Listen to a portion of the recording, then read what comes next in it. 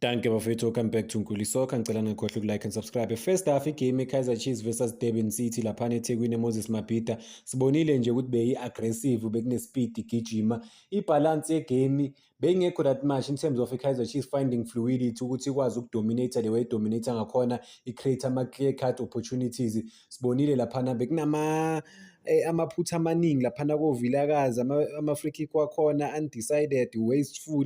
I think bamosha ama-free kick awu-3 laphana decision making yabo beyiphua. But kasingene kuyigame, iGadara ngifuna nje ukukhuluma ngayo ukuthi was out of position bafethu kaningi. Angazi ukuthi ngibone maybe I think first 20 minutes maybe 5 times out of position yakhe laphana number 9 as I drop a deep to close to a boxing laphana, which was bad for Kaizer Chiefs, meaning that Olilepo mababamba ibhola ku-transition bebangeke bakwazi ukuba quick because uma ubheka laphana phambili akekho umuntu laphana oyi-number 9 yabo kumele adrope deep, in fact not just deep nje but too deep bafethu, and then kusho ukuthi beba-slow laphana in terms of ukudlala ibhola ne-transition.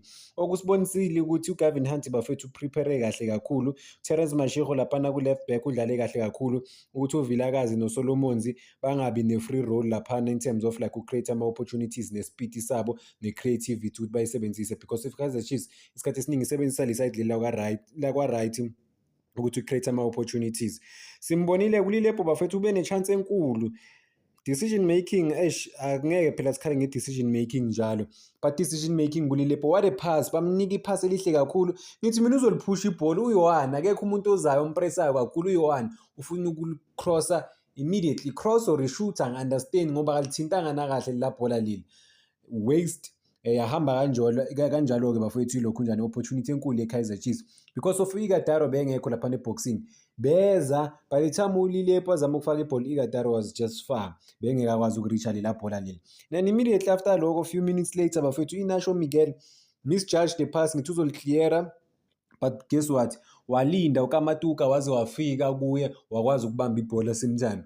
Ulona Inacho Miguel-ke akasakwazi ukumaka uKamatuka kuyazenzela, uthola i-opportunity and then yokuthi acontrol ibhola kahle. Sesibona ulo Inacho Miguel uyamphusha ngezandla. I mean a dangerous free kick ukuthi uyikhonsile kuleya ndawo leya. Yizwa bheka-ke la free kick leya create havoc for iKaizer Chiefs because of bayitholile opportunity, square free kick, bayithola opportunity ukuthi bashaye like enough ibhola la phezulu kwamapali.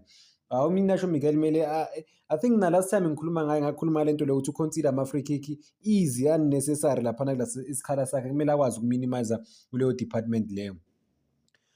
Khona i-free kick eshaya uVilakazi bafethu around 16 minutes yafika kuLilepo again, kusho ukuthi bayishaya i-free kick yafika eboxing balithinta uLilepo ufuna ukushaya same time, ibhola lize emoyeni ufuna ukulishaya same time and liza slowly la bhola. Ngi-understand ukuthi why ufuna ukulishaya same time arasha, why angalitrepanga ibhola aphasa ama-player wakho or alitrap ashayeke lapho sekanebalance khona, no, but uLilepo azange akwenze lokho, and then leyo nto leyo ulishaya same time, ufuna ulishaya same time uyaligeja.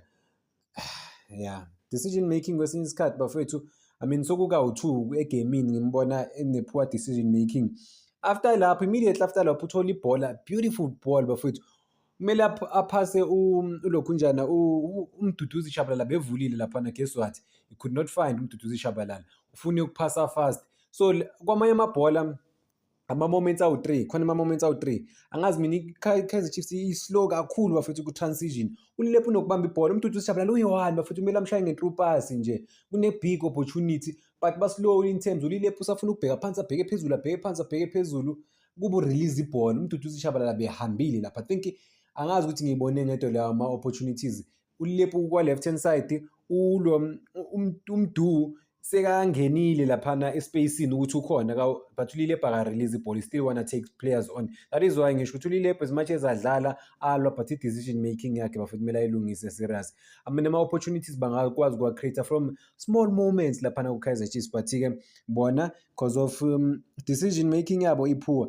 And then ngiloke ngimbona-ke igame iGadara dropper deep, and iKaizer Chiefs they took long to react, and lento leyo ukuthi iKaizer Chiefs iDurban City into beyifuna vele ukufrustrate iKaizer Chiefs ukuthi iKaizer Chiefs bamake sure ukuthi abaconcede, babatshele straight ku-pre-match interview ubani lo mjida lo we-Sundowns uTerence Mashego lo performe kahle kakhulu lapha esayidini lakhe, ushilo ukuthi i-Kaizer Chiefs kumele umake sure ukuthi first half ayikori, and then-ke bona second half they will try and create something.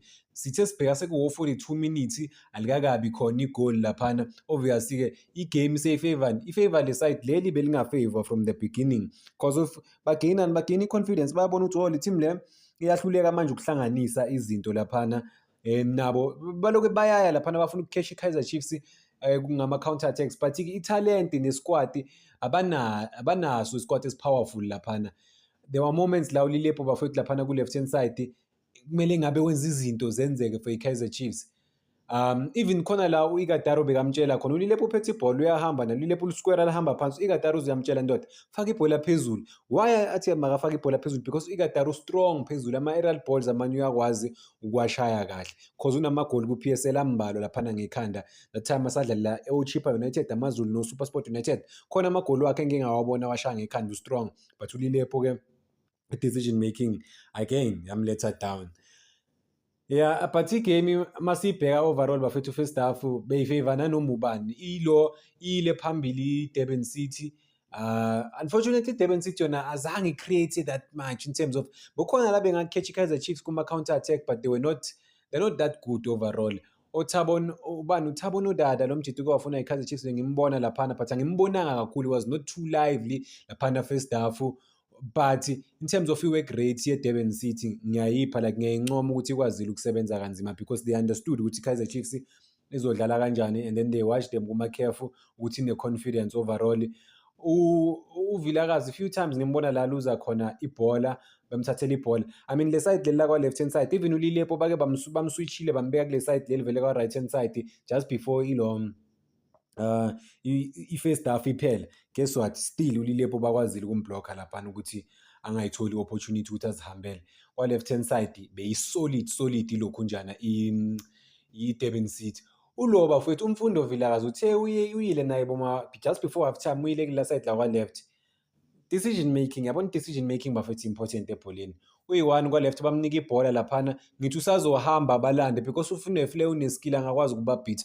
Waforced ukushaye kude futhi ushaye into engekho powerful, engana-short, engenalutho. So i-team izodlala kanjani if ama-player i-decision yabo bafethu abekho that strong? Because like izinto ezincane ezikwinisa igame ukuthi you have to face them. Ungasebhokisile uVilakazi laphana ubamba ibhola but ufuna ukushaya early, ufuna ukushaya way too early bafethu. U-goalkeeper walibamba easy ibhola. And then guess what, just before half time Inacho Miguel kuse-center ubamba uconsider enye free kick bafethu, consider enye free kick, ubamba umuntu e-center. Imagine ubamba umuntu e-center bamnike yellow card. Into le bengifuna bengiloke manje ngisho ukuthi Inacho Miguel umaka ngezandla, and guess what, le yellow card le ayitholile ichaza ukuthi kanama yellow card awu-4 ngeke akwazi ukudlala i-next game ye-Kaizer Chiefs. So une-leader elimaka ngezandla isikhathi esiningi, njengoba ngikhuluma ngale nto le poor decision making or even marking, and then uzowina kanjani, uzodlala kanjani, uzosiza kanjani i-team if like izinto ey'ncane ziyakushaya laphana. Defense ye-Kaizer Chiefs they were solid until khona i-nervy moment, i-big moment la bafethu first half.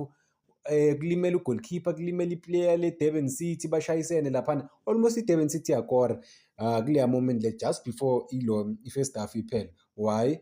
Because of bashaya i-free kick, urida ibhola kabi, uSolomons uheda ibhola straight for i-Durban City ukuthi lingene laphana eboxini bafethu, and then kuba i-opportunity enkulu for ibhayizisa ulokhunjana u-goalkeeper we-Kaizer Chiefs is out, ibhayizisa leya bhola leli u-goalkeeper we-Kaizer Chiefs ibhayizisa Inacho Miguel, baluza ibhalansi, a big opportunity for i-Durban City gone just like that.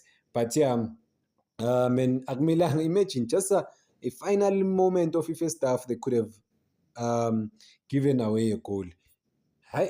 But sobabona second half. Thank you bafethu, ngicela ningakhohlwa uku-like and subscribe.